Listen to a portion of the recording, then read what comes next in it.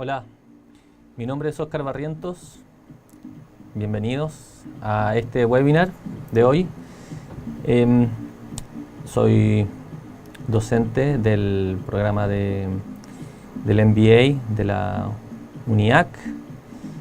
Y bueno, bienvenidos. Estamos aquí por un tema bien especial que nos convoca hoy día. Quiero hablar un poco de mí también antes de comenzar. Salí muy joven de mi casa, a los 19 años me fui a hacer un voluntariado, después viví 10 años en Estados Unidos y aprendí a conocer un poco la cultura. Y estudié en la Escuela de Negocios Woodbury, en el estado de Utah, en el oeste. Y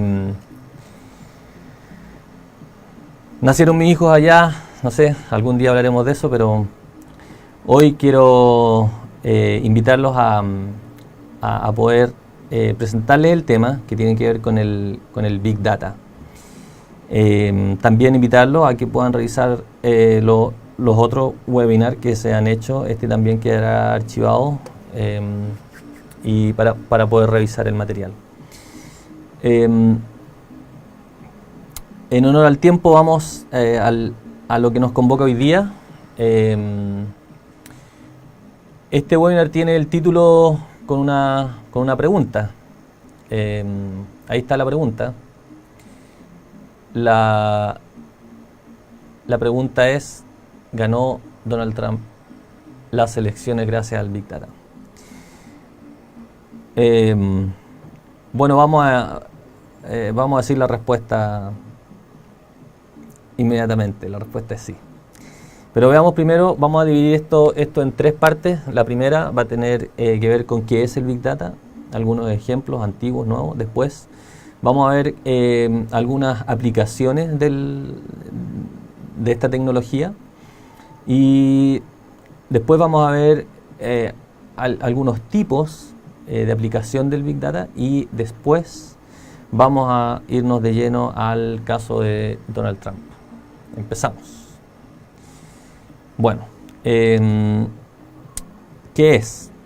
Bueno, como verán ahí, es la gestión y la explotación de grandes volúmenes de datos, ¿ya? Gestión de la información y analítica con un objetivo estratégico o de creación de valor. Así como en procesos de fabricación, si se le agregan más procesos a una materia prima, se dice que se le está agregando valor. En Big Data, la cantidad de datos es la que agrega más valor y su posterior analítica. Podríamos decir que antiguamente la data estaba con este tipo de almacenamiento, ¿no? Y esto nos entrega información. Poco a poco esto fue progresando, ¿ya? Y aquí tenemos un computador que podía procesar información y almacenar datos. No nos dejemos impresionar por el tamaño. Aquí lo único que está mostrando es estos fueron los primeros procesadores de datos, ¿ya? Y cerca a lo que tenemos hoy podríamos llevarlo a que tenemos un disco duro que almacena datos también. Ahora, en cuanto a cantidad, estamos muy lejos de referirnos al Big Data. Estos tipos de almacenamiento de datos son bastante limitados a comparación a lo que vamos a hablar hoy día. Estamos hablando más o menos de este tipo de almacén de datos. Y para darnos una idea de cómo podríamos entender el Big Data, voy a dar un ejemplo de lo que no es tal vez y después vamos a irnos yendo más a qué es y cómo se analiza. Podríamos decir que con datos históricos una empresa podría, como Google hoy día o Facebook, que vamos a hablar de la controversia un poco también, podrían predecir cuáles son tus gustos, ¿ya? Por lo tanto, si tú hiciste like algo o buscaste en Google algo, ellos podrían predecir cuáles son tus gustos y por medio de la publicidad pagada podrían insertar ciertos avisos en las páginas o durante el tiempo que tú estás navegando en internet. Bueno, a lo que hoy día se llama el Big Data no es eso.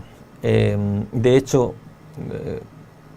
si lo llevamos a lo práctico hoy día, si decimos que tú abres primero, enciendes tu computador y ingresas a tu correo electrónico primero, ya abriste la puerta o la ventana o algo para que Google pueda empezar a almacenar tus gustos y tus preferencias.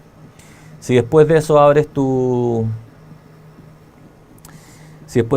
correo, tu Facebook, bueno, mejor aún para ellos porque siguen entregando data.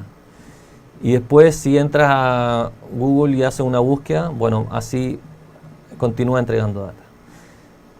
Si no tuvieras tu correo de Google abierto, todo cambiaría, sería información privada entre tú y tu computador. Bueno, así estos sistemas van almacenando datos, pero el Big Data aún así es mucho más robusto que esto, de acuerdo al ejemplo que vamos a ver hoy. Pero ¿cuál es el objetivo? Bueno, esta es una... no sé, traté de traducir de acuerdo a un...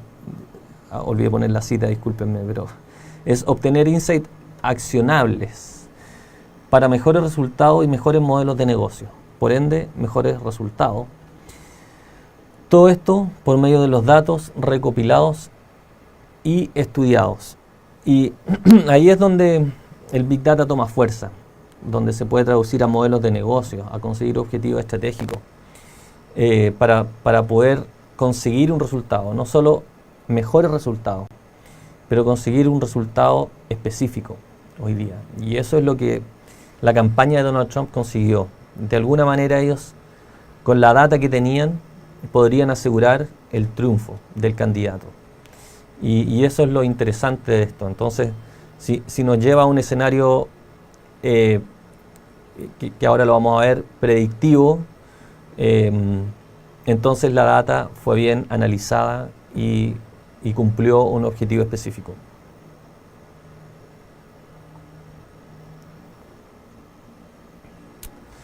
Bien, tipos de análisis entonces. Ya tenemos la data, ya vamos a ver de dónde salen los datos con el caso específico de las elecciones del 2016. Pero aquí tenemos cuatro tipos de análisis. Primero tenemos el descriptivo, después tenemos el modelo de análisis diagnóstico, después tenemos el modelo de análisis de datos predictivo y después tenemos el prescriptivo. Bueno, si tuviéramos que hacer una decisión de hacia dónde va esto, podríamos decir que va hacia los últimos dos, con mucho énfasis ojalá en el análisis que pueda predecir algo. Entonces, ¿qué contesta cada uno? El modelo descriptivo contesta al interrogante ¿qué pasó? Por lo tanto, los datos históricos son bastante válidos, son interesantes. Dice ahí, descripción de aquello que ha pasado.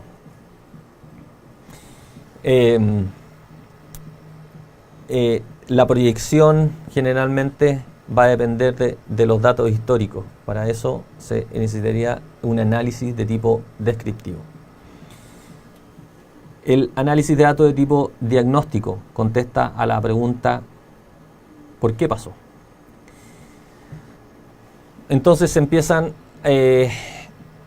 a ingresar un poco más a ciertos modelos de comportamiento con respecto al dato histórico o al modelo anteriormente descrito. Y aquí lo que se busca en el análisis de datos es una exploración de información importante. ¿Cuáles son los hechos que llevaron a lo que pasó? El análisis de datos que sigue es el predictivo. Bueno, este tipo de análisis de datos contesta a la interrogante ¿qué pasará? ¿Qué pasará en el futuro? ¿Qué dato pasado me sirvió para poder predecir lo que pasará? Muy parecido a lo que yo describía con Google.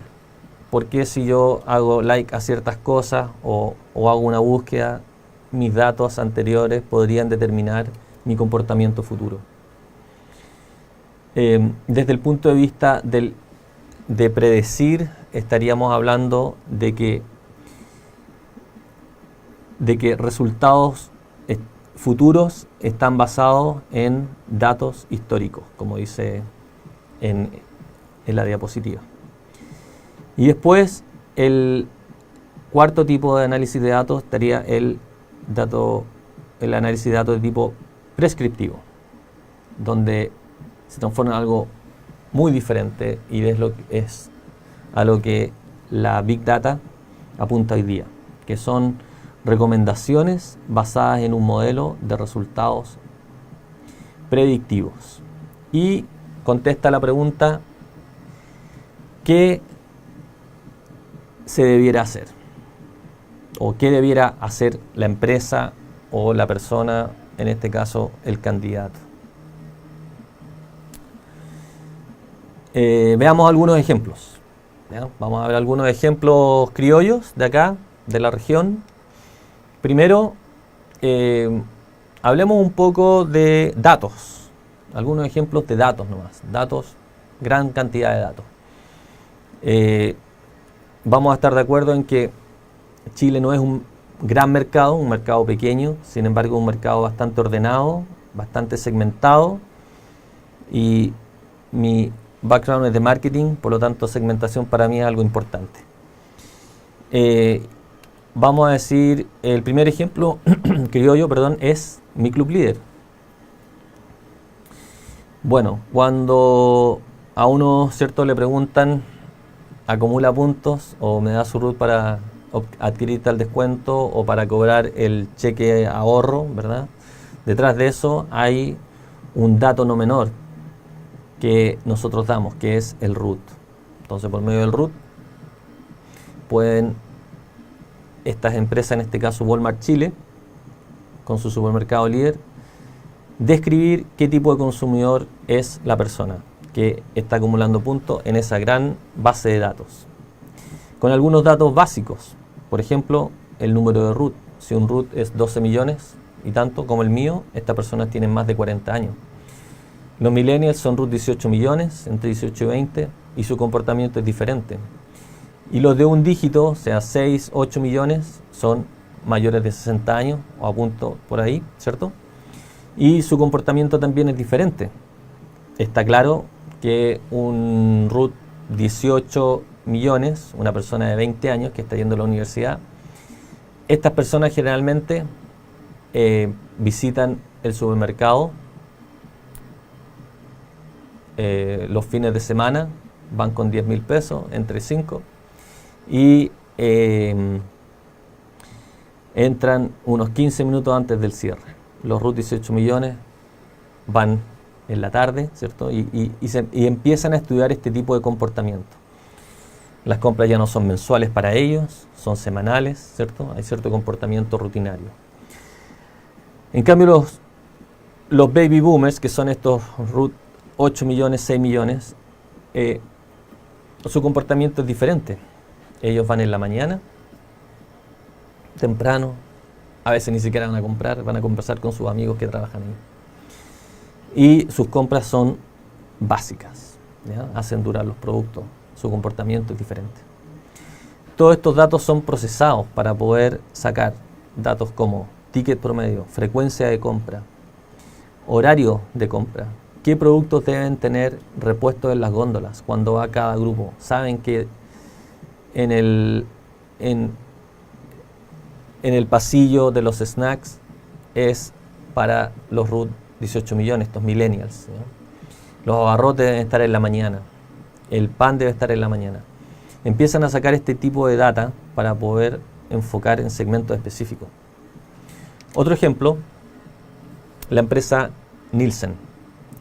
Nielsen, una empresa de inteligencia de mercado, vende a los fabricantes el producto llamado Scantrack. Scantrack de Nielsen es una recopilación de datos. ¿Qué datos recopilan ellos? O compran. Ellos compran a los retailers, a los supermercados grandes, en cadena, en prácticamente todo el mundo, datos de facturación.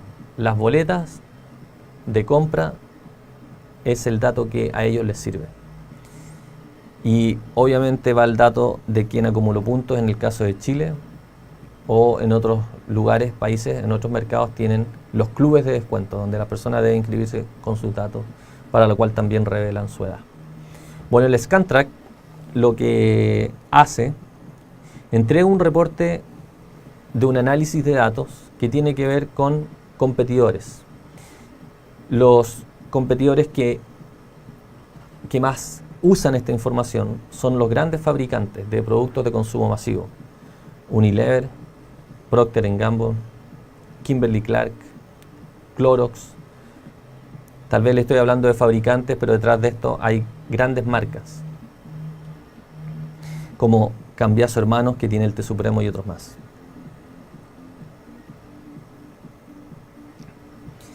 El Scantrack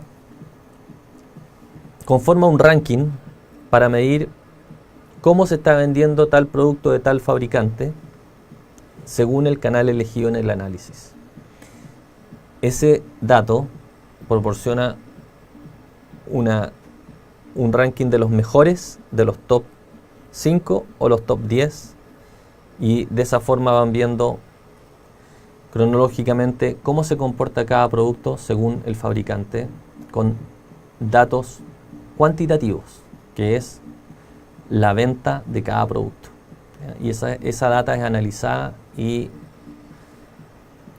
ofrecida a estos fabricantes. ¿Ya?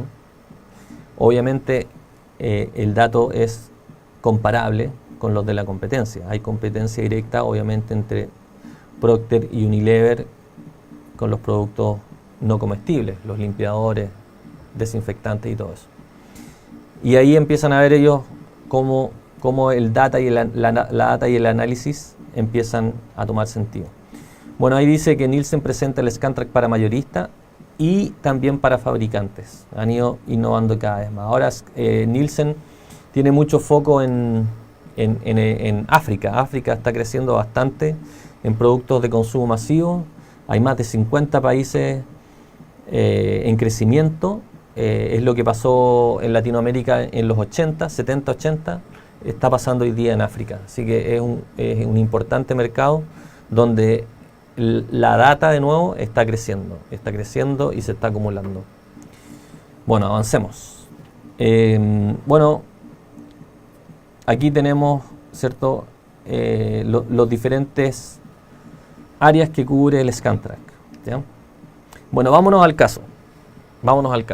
El caso, elecciones presidenciales 2016 en Estados Unidos. Ganó, vamos a ver qué pasó. Primero, el diario electrónico The Guardian analiza y recibe información de una persona, que es esta persona que está aquí, Christopher Wylie,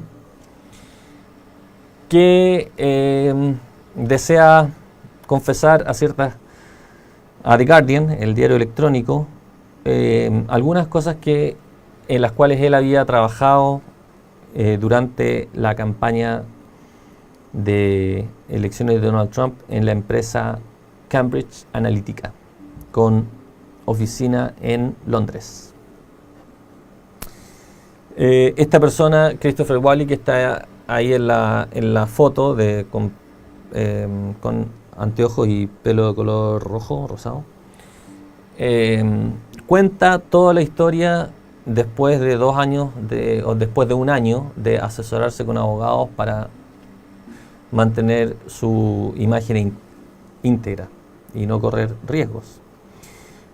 Bueno, en ese momento Christopher Wylie confiesa que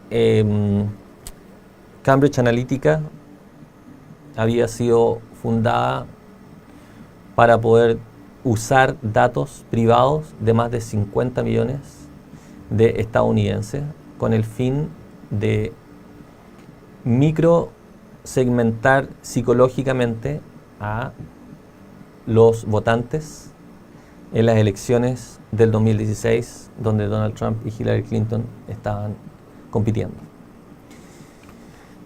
Este fue el equipo de Cambridge Analytica que lideró el proyecto completo en cuanto a los datos. ¿Quién pagó por todo esto? Bueno, primero recibieron $5 millones para poder aterrizar ciertas ideas. En un viaje a Estados Unidos, Cambridge Analytica, con este señor que está aquí, el dueño, don Alexander Nix, viaja con Christopher Wylie a Nueva York para presentarle al inversionista que puso $5 millones para poder empezar el análisis y la compra de datos. Lo interesante es, ¿qué datos compraron? Bueno, hay algunos ejemplos. El tipo de información que se consigue entonces para influir en los mensajes para los electores no tenía precedente. Cambridge Analytica entonces adquiere datos de tarjetas de crédito, de qué estabas mirando en tu televisión, de datos de Facebook, y ya voy a ahondar un poco más en eso. Incluso los mensajes que tú podías, que las personas mandaban en sus teléfonos. Y ahí podemos ver en esa diapositiva que tenían hasta el nombre de las personas, ¿ya? Qué género eran, dónde vivían, podían saber qué preferencia de votos tenían. Todo eso era pasado a un equipo en terreno que iba recolectando más data por percepción.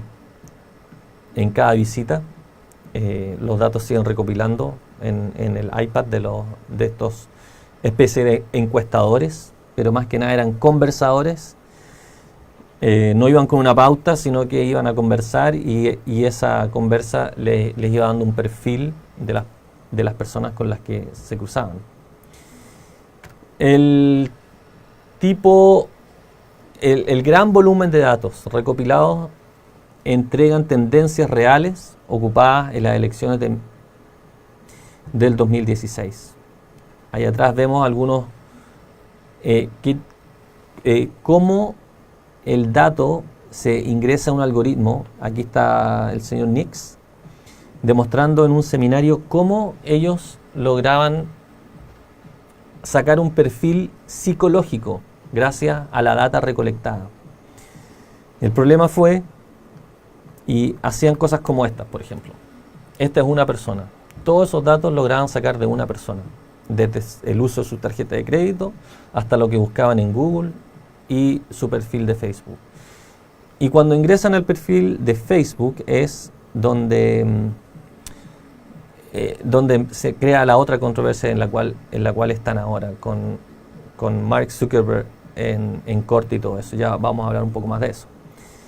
Pero toda esta data era usada con ciertos fines.